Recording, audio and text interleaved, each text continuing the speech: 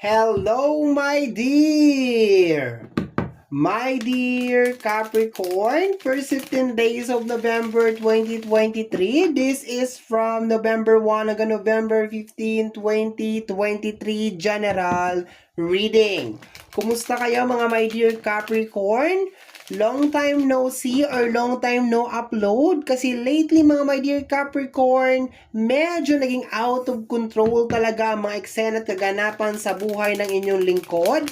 Pero eto na tayo mga my dear Capricorn, nagbabalik para sa iyong first 15 days of November 2023 general reading. Of course, hindi makukompleto tong reading na to nang hindi tayo magre-reminder mga my dear Capricorn. Okay, brace yourself, my dear Capricorn. Ang gagawin natin ngayon ay general reading, so hindi to 100% na magre-resonate para sa ating lahat. So please, lower your expectation pagdating po sa mga general reading. Hindi makukompleto yung reading ng walang reminder. Okay? Last two shuffle mga my dear, last two shuffle.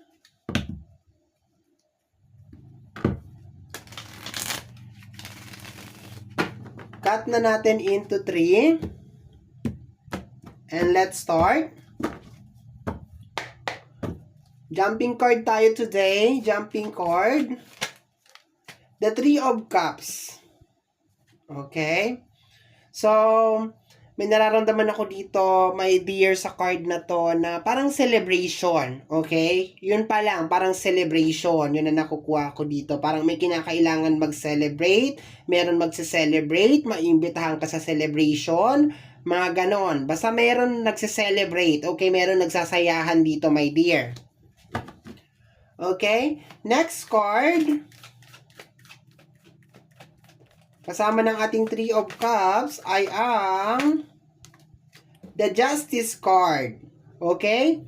Parang is about time, my dear, para mag-unwind ka. So, may imbitahan ka, my dear. Yun ang nakukuha ko dito. May imbitahan ka sa mga kasiyahan, handaan, or baka ikaw din, my dear, meron ka rin ipagse-celebrate.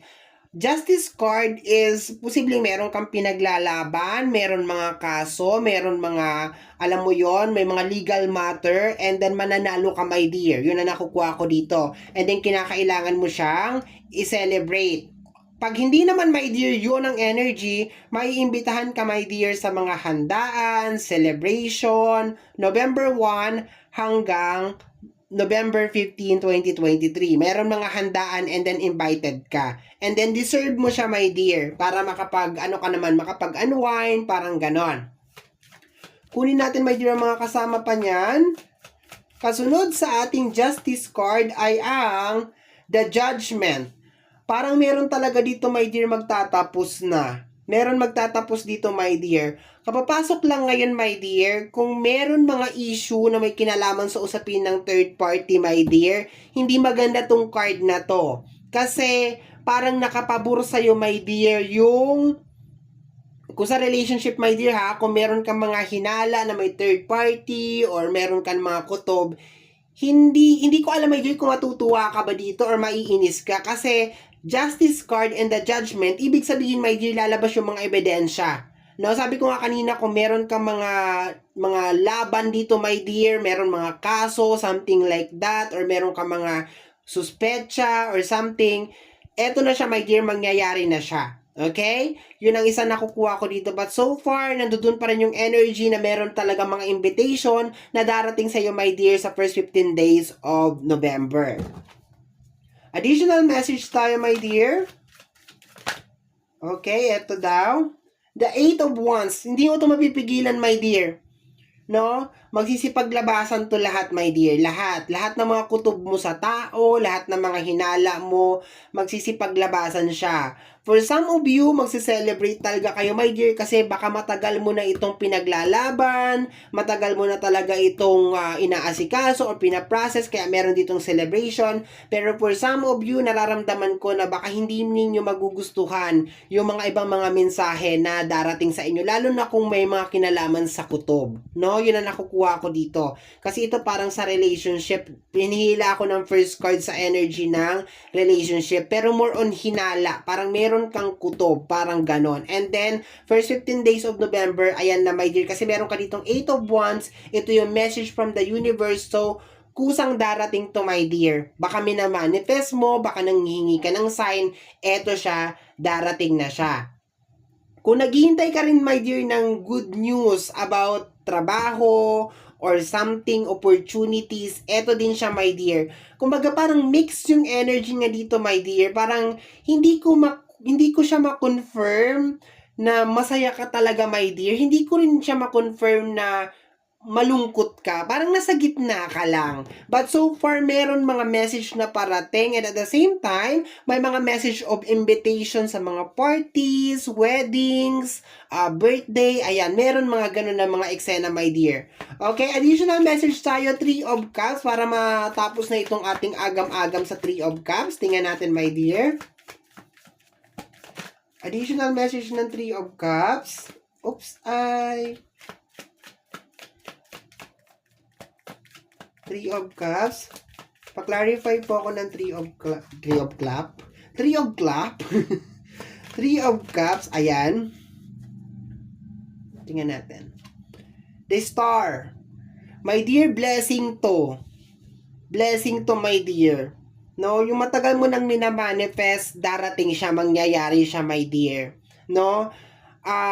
Meron kang ipagse-celebrate dito, my dear. Kasi talagang nandun pa rin tayo, my dear, kahit na sinasabi ko na parang celebration siya, parang mixed emotion pa rin. No? Parang mixed emotion pa rin na nakukuha ko. Hindi ka 100% na masaya. Parang nabunutan ka ng tinik, my dear Capricorn, pero at the same time, meron akong nararamdaman na konting kalungkutan doon sa area ng happiness na yan, ng celebration na yan, okay? Lalo na kung judgment yan, my dear. Ibig sabihin, justice and the judgment, ibig sabihin yung parang, sabagay, sino ba naman kasi ang matutuwa, my dear, kung malalaman mo na yung kutob mo ay totoo, 'di ba? Sino ba naman? At the same time, maganda siya kasi matatapos na yung panloloko, matatapos na yung mga pagsisinungaling and something, mako-confirm na yung hinala mo, pero masakit pa rin yun. Kahit sa natin tingnan, masakit pa rin.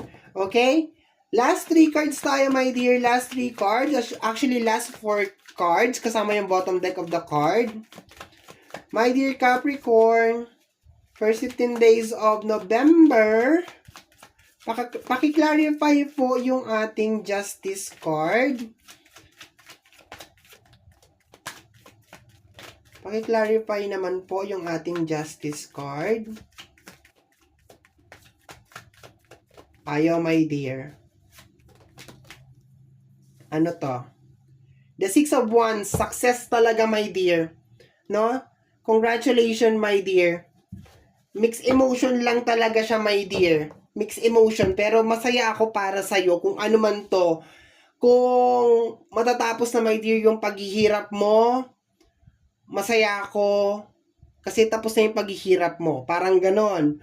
Kung mauumpog ka, matatanggal na yung helmet mo sa isang kabaliwan or kahibangan na ginagawa mo sa buhay mo, mako-confirm na yung mga hinala mo. Masaya pa rin ako, my dear, para sa'yo, kahit na medyo mixed emotion ka talaga dito. But so far, sa paglabas ng Justice card at saka ng 6 of Wands, may something na mangyayari sa'yo sa November 1 to November 15, 2023. At maganda siya. The World card, mag-e-end na siya, my dear. Kung ikaw, my dear, gusto mo maka-move on, this is the time of moving on. Kung meron kang mga tanong sa universe, my dear, na hindi masagot-sagot for the longest period of time, this is the time na masasagot siya. Kung meron kang mga kaso, meron kang mga legal matter na inaasikaso, this is the time, my dear, na makikita mong uusad siya. Ang ganda, my dear, nung pasok nung November 1 to November 15 sa'yo. Parang isi-celebrate mo siya, and ang daming pumapasok na mga message sa'yo, my dear. Ang daming mga good. Hindi siya as in 100% good kasi parang may sadness akong nakukuha sa heart mo, my dear. Pero at the same time, para makamove forward ka na rin siguro, my dear. Okay? 8 of Wands, additional message ng 8 of Wands, mga my dear. Paki-clarify na po. Ay, ayan na. The 2 of Cups. My dear, itong 2 of Cups, my dear, maganda to. Gusto ko siya. Pero, minsan kasi, sabihin na lang natin, sige, yung unang message talaga niya, pag kinombine natin to. No? Normally, pag nag-combine ang 8 of Wands at saka yung 2 of Cups, ibig sabihin may panibagong love na darating sa'yo. Ayan, ganyan yan, may panibagong love. So, ang dami kasi nito, 8 of Wands to. So, posible, my dear, una, meron ka mga achievement, meron mga problema na magtatapos na, mga hinala na mabibigyan na ng confirmation, di ba? Mga matagal mo nang tinatanong sa universe, mga ganyan. If naghihintay ka, my dear, ng mga opportunities, kunyari, gusto mo mag-abroad or gusto mo magtrabaho, ganyan, this is the time magkakaroon or meron panibagong love na papasok. Pero, my dear, yung karamihan ng message na papasok sa'yo is connected sa usapin ng love. No? Ibig sabihin, related sa usapin ng love. Kung tinatanong mo, mahal niya ba ako? Papasok sa first 15 days of November yung sagot. Related sa usapin ng love. Okay? Bottom deck of the card, my dear, is the 8 of Cups. Makaka-move on na nga, my dear. Marami sa inyo makaka-move on na. Okay? Congratulations, my dear. Kahit very mixed emotion talaga ito, my dear. Pero if I were you, kung ako sa iyo, my dear, magpasalamat ka na lang kasi gigising ka sa katotohanan. Kung ano man itong malalaman mo, my dear, related sa usapin ng relationship, kung ano man itong magtatapos, kung ano man itong mga legal matter na magtatapos na talaga, my dear, pabor naman sa'yo, in favor naman sa'yo lahat. Siguro, my dear, it's about time na rin na mangyari to para maka-move on ka na. At kung ano may mga bagay na matutuklasan mo, my dear, irespeto mo na lang, my dear, kasi tinutulungan ka ng universe para magpatuloy ka, my dear, sa buhay mo at hindi sayangin ng kung sino mang tao yung buhay mo. 'Di ba? Makapag-move forward tayo, my dear, pare-parehas, no?